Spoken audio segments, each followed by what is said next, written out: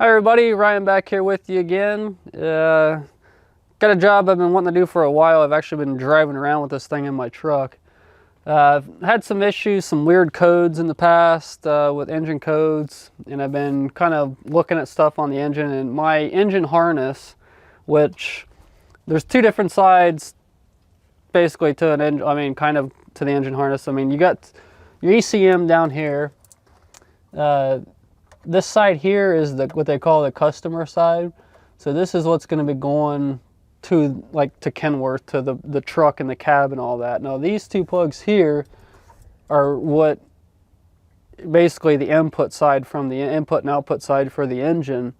And I've got a lot of, I've been kind of looking through this harness in this truck. I'm at 710,000 miles today. The engine was built in, I believe it's a 2013 truck, but it was actually built in, I believe, August of 2012. So the truck's going on 8 years old. It's been ran in salt, as my frame's got a little bit of rust on the back, so it's been ran in corrosive conditions. And I've got several places on this harness that really kind of worry me, where I've actually got some bare wires. I'll show you one place here in a second. So I've decided to replace this engine harness to alleviate, because the main thing with these newer engines, emission systems, is sensors and wiring. So if it's not getting the proper information or sending the proper information, that's 9/10 of the problem with these engines and with these emission systems. Like I said, is sensors and wiring.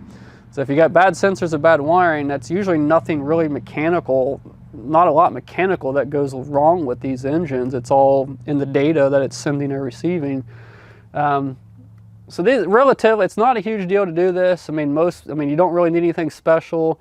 Nothing has to be done. It's pretty well plug and play. So nothing really has to be done on the computer or anything. So most people, if you got to set up a play box or X stations or whatever you guys play these days, if you can put one of those together, or sound system in your house, you could probably handle putting one of these harnesses on yourself. It's not that big of a deal.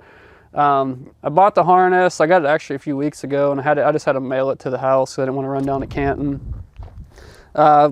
This was almost $1,200. I think it was like $1,180 or something. So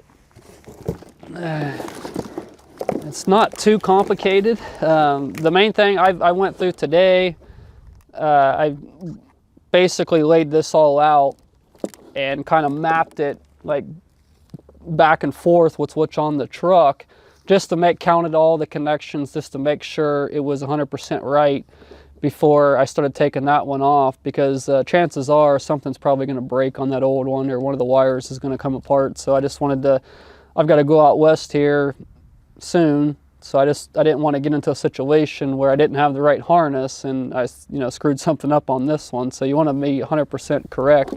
And actually, if you're working on, this is a 2012 ISX15. It's a CM2250 model. And we did have one little discrepancy that I had to talk to Cummins tech support on through my Kenworth dealer. And let me find I'll show you the leg. So this portion here goes around the back of the engine and actually goes up to this side goes up to the EGR valve and all that, and some of these I believe go to the turbo or off the turbo. But my original harness, I couldn't figure it out, to where mine it doesn't have this section. It just has this one wire that goes down to that NOx sensor below the turbo right next to the oil filter. So they actually did an update to where they moved two of the wires that are on the old harness up here. They've actually moved them to the bottom, and your turbo actuator wire, and I believe the intake temp sensor up there, will actually drop down and connect to the bottom. So it is correct, but it took me a while to get it figured out, and I didn't want to touch anything until I made sure I had the right thing. So that's the main thing, just making sure you got the right thing. Really the only special tool, or anything remotely special, if you even want to call it special, is a 4mm T-handle down. I use these. I mean, a lot of guys, when I worked at Caterpillar's 4mm too on their ECM plugs here. But you got to be careful. I've seen some guys, they'll use impact drivers and stuff like that, and if you strip these screws out in that ECM, you are in a bunch of trouble. You got a big problem. So I would just use something hand tight like this, to where you're not going to tear anything up. So that's really the only really major, somewhat of a special tool. I mean, it's got to be kind of long like this to get in there, because they're kind of deep. So you'll need something like that, or you can, like I said, if you got the ones that have a socket on them, you can use a little ratchet or something. Surprisingly, I was surprised when I got this harness. It's got all the hardware on it already. It's already zip tied. It's even got the little brackets here, new brackets. I mean, it's pretty well plug and play. I mean, you can pretty well just cut everything off, cut all the zip ties and take the old harness off, and everything's ready to go back on. And I know there's one thing I saw on here we talked about in the prior video, where your atmospheric pressure and temp sensor, they actually give you a new one. It's right in the harness, it's already on there, so you don't even have to change the sensor out on there. So that's kind of cool. I mean, because I think that was $50, so they give you that. So yeah, I don't think it's gonna be a huge deal. I mean, it'll probably take me an hour or so, so we'll get started here in a second. But the other thing I want to show you on this harness, the thing that really pushed me to buy this was right here. And I want to say this is probably a crankcase pressure sensor. I'm not 100% sure, but you can see how this is all deteriorated. And down here, there's actually bare wires. You see how that's all green copper? That's like salt or something that's got in there.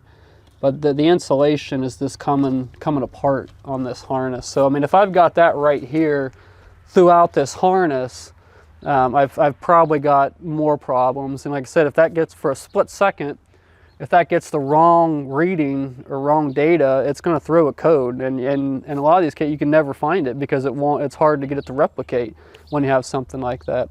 So that was what really drove me to go ahead and get on this. And I've been sitting on it here for probably 3 or 4 weeks. I think the last time I was out in Salt Lake City, I called my dealer and ordered it and just had them send it to the house, so I wouldn't have to run down there. But I haven't.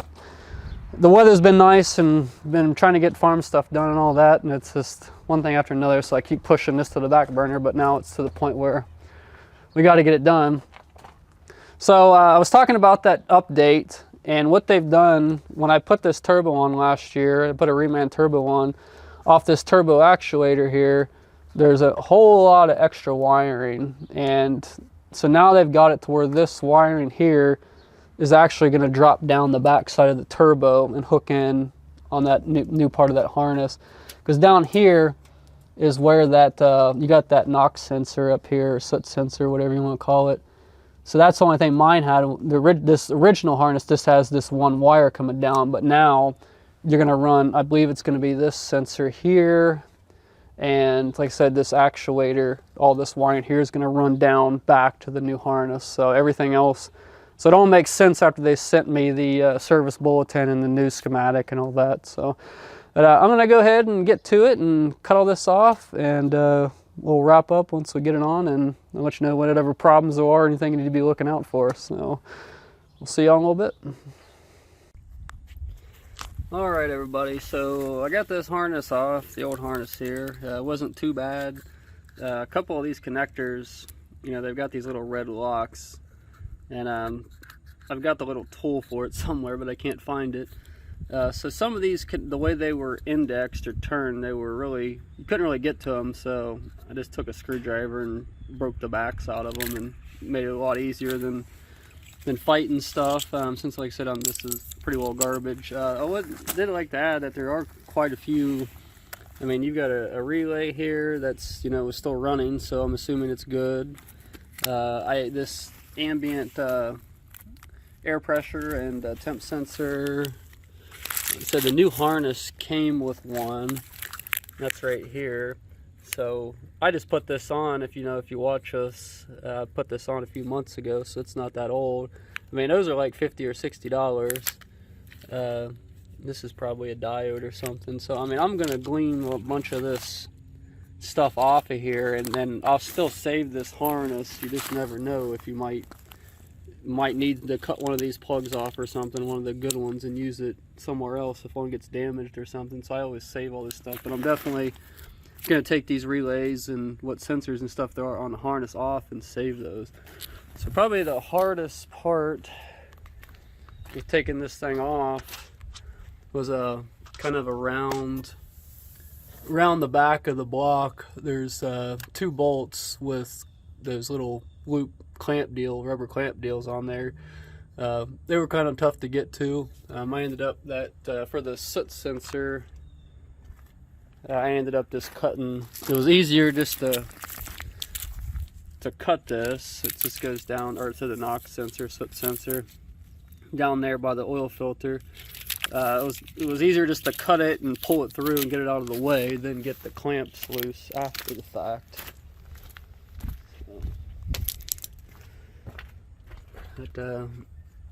No, so that's kind of down in here was where that was. That wire runs down and around. The new harness actually for your turbo actuator, and I think this is a temperature sensor here, I believe, on the turbo.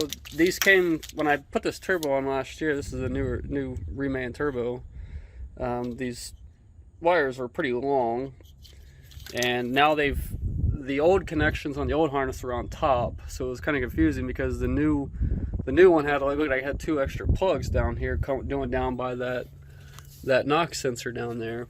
So I talked to Cummins tech support and all that yesterday, and they actually moved.